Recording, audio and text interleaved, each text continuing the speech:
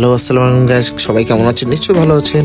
Welcome to my another food blog, it's me Morad Akilis. তো এখানে বড় আপু চিকেনগুলো ফ্রাই করে সাজিয়ে রেখেছিল, তো সেগুলো ইতিমধ্যে ফ্রাই হয়ে গেছে। এখন হচ্ছে আপনার চিকেন যে গ্রেভিটা করে, তো চিকেন আপনার রোস্টের যে গ্রেভিটা সেটা হচ্ছে উনি হচ্ছে মিক্স করতেছে। দেখেন কীভাবে গ্রেভিটা বানায়। এখানে বিভিন্ন ধরনের মশলা, আমি ছেলে মানুষ, আমি জানি না কী কী মশলা ইউজ করলো, কিন্তু এখানে আদা বাটা, রসুন বাটা, গোলমরিচের বাটা, ঠিক আছে, বিভিন্ন টক দই, তারপর হচ্ছে আপনার এটাকে ভালোভাবে নাড়তে হবে, গ্রেভি করতে হবে। আর এই দিক দিয়ে হচ্ছে, এই দিক দিয়ে তেলে হচ্ছে আপনার কুচি কুচি পেঁয়াজ বাটা ছেড়ে দিয়েছে। তো গ্রেভিটা এরকম হবে নাড়লে, তো এটা করে হচ্ছে গরম তেলে ছেড়ে দিতে হবে, তারপর এভাবে নাড়তে হবে অনেকক্ষণ।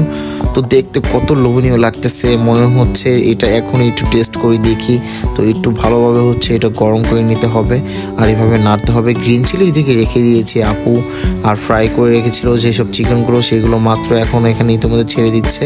তো দেখেন কিভাবে মিক্স করতে হয়, এইভাবে সুন্দরভাবে মিক্স করে এটাকে ভালোভাবে হচ্ছে হিট করতে হবে। তারপরে আপনি এক্সট্রা দুধ রেখে দিয়েছিল, সেগুলো হচ্ছে ঢেলে দিয়েছে। দেখেন তো ইতিমধ্যে হয়ে গেছে, কত সুন্দর, খুবই ভালো লাগতেছে। এই দিক দিয়ে আম্মু পোলাও রান্না করে রেখেছিল, আর এদিক দিয়ে ইতি হচ্ছে কুচি কুচি সালাদ বানিয়ে রেখেছে। আমার জন্য এক্সট্রা কিছু কোকুম্বার রেখেছিল।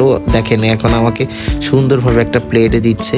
আমার গ্রেভি খুবই পছন্দ, এর জন্য গ্রেভিটা আমি বেশি চেয়েছি, আমাকে গ্রেভিটা দিয়েছে। তো আমি দেখবো কেমন লাগে। অবশ্য বিয়েবাড়ির যে আপনার রোস্ট, সেটা হচ্ছে ইতিমধ্যে বাসায় খাবো, এর জন্য আমি খুবই এক্সাইটেড ছিলাম। তো আমাকে হচ্ছে সুন্দরভাবে দিয়েছে। দিকে চিকেনটা কেমন সফট, চিকেনটা দেখতে খুবই লোভনীয় লাগতেছে, জিভে জল চলে আসতেছে। দেখেন চিকেনটা কত সফট, অনেকটা সফট ছিল, খুবই মজার ছিল। তো গ্রিন চিলি দিয়ে আমি একটু টেস্ট করে দেখি চিকেন, আর একটু হচ্ছে গ্রেভি নিয়েছি, তো একটু টেস্ট করে দেখি। বিসমিল্লাহ।